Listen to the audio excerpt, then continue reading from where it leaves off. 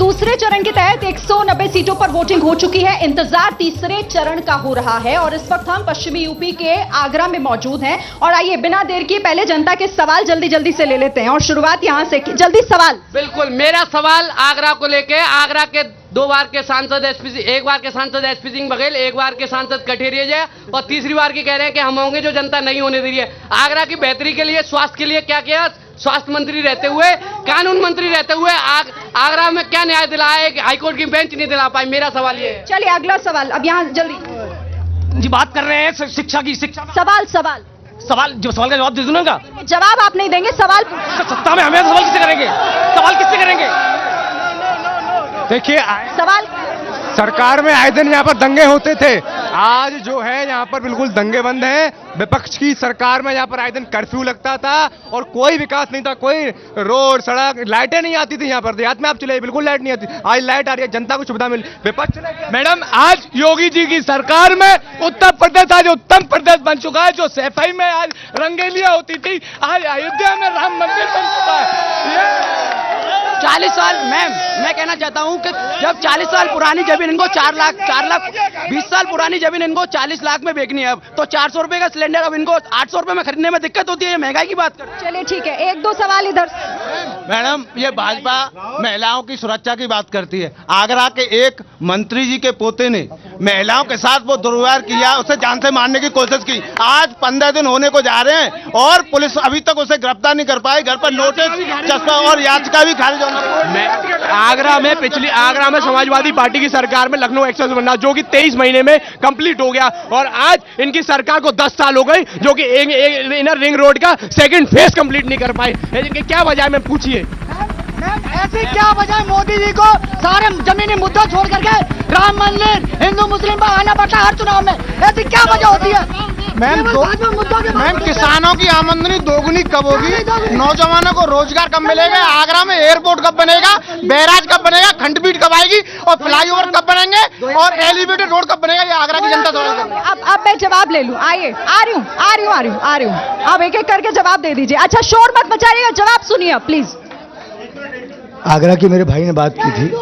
आगरा के अंदर 498 करोड़ रुपए की योजना से एसपी सिंह बघेल जी के नेतृत्व में सिविल टर्मिनल का कार्य पूरा हो रहा है और निश्चित तौर पर रजिस्ट्रियां किसानों ने कर दी हैं, वो भी होने जा रही है। दूसरा, जब पानी की बात कर रहे हैं तो ये सिर्फ शहर को ही शहर नहीं मानते। आगरा की लोकसभा जलेसर तक लगती है, एदमादपुर तक लगती है। वहीं एदमादपुर के अंदर हमने पोहिया में दूसरा आगरा का सबसे बड़ा वाटर वर्क बनाने का काम हम लोग कर रहे हैं। एलिवेटेड रोड आप वाटर वर्क से लेके और खंडारी तक जाइए, वो हमने बनाने का काम किया। आगरा के अंदर सपनों की मेट्रो उड़ान भर रही है। आगरा के अंदर IT हब बनने जा रहा है। आगरा के अंदर हम मिनी स्टेडियम के लिए फतेहाबाद रोड पर इसकी तर्ज पर हमने खुद योजना को प्रसारित करते हुए उसको चिन्हित भी कर लिया है। एक सवाल शिक्षा को लेकर भी था।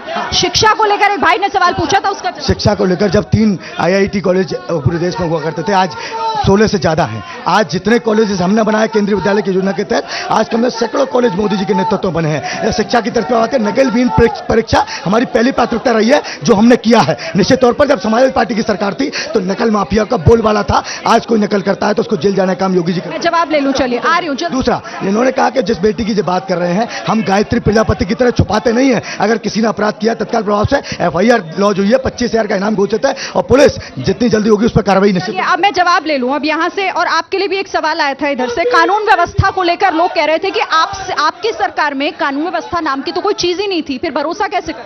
अभी हमारे भटके नौजवान कह रहे थे कि भाजपा सरकार से पहले यहाँ लाइट नहीं थी, सड़क नहीं थी।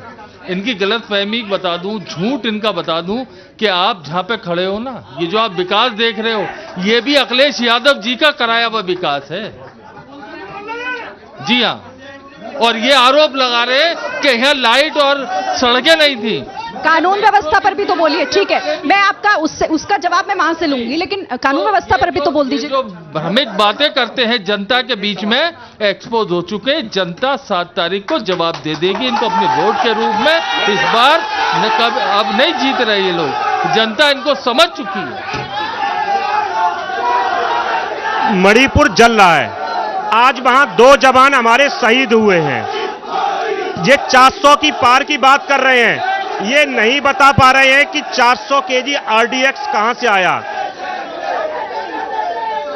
आज पूरे देश में बेरोजगारी है, नौजवान परेशान डोल रहा है। पढ़ा लिखा ग्रेजुएट जो नौजवान है वो पकौड़े तल रहा है, और नरेंद्र मोदी ये कहते हैं कि देश में पकौड़े तलने को रोजगार की बात करते हैं। तो आज की जनता पूरी तरीके से जागरूक है, परिवर्तन की तरफ है। दोनों चरणों में पूरी तरीके से गठबंधन मजबूती के संग आगे बढ़ रहा है। और ये अब ये नरेंद्र मोदी ने जो 2013 में जो भ्रामक बातें की थी, उससे कोई आने वाला नहीं है। इंडिया गठबंधन की पूरी तरीके से सरकार बनने जा रही है। इंडिया गठबंधन सरकार बना रहा है और ये चुनौती दे रहे हैं सीधे सीधे आपको कि आप लोगों ने जो भी बातें कही थी वो सिर्फ और सिर्फ हवा हवाई। देखिए, ये कुछ समय की बात है, कोई बात नहीं, तब तक खुशी मनाने दीजिए, मित्र हैं हमारे।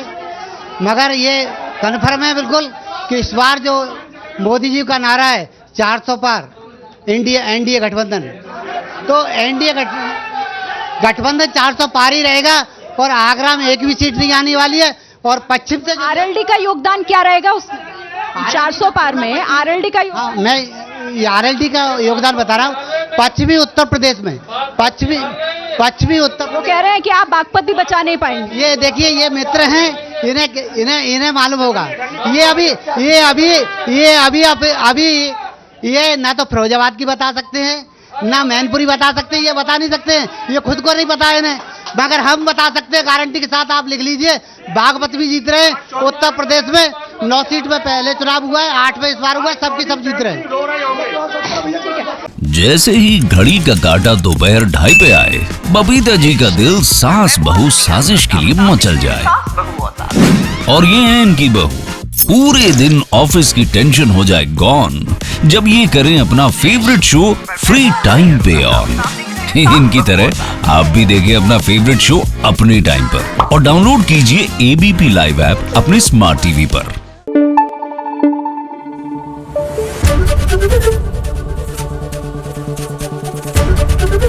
एबीपी न्यूज आपको रखे आगे।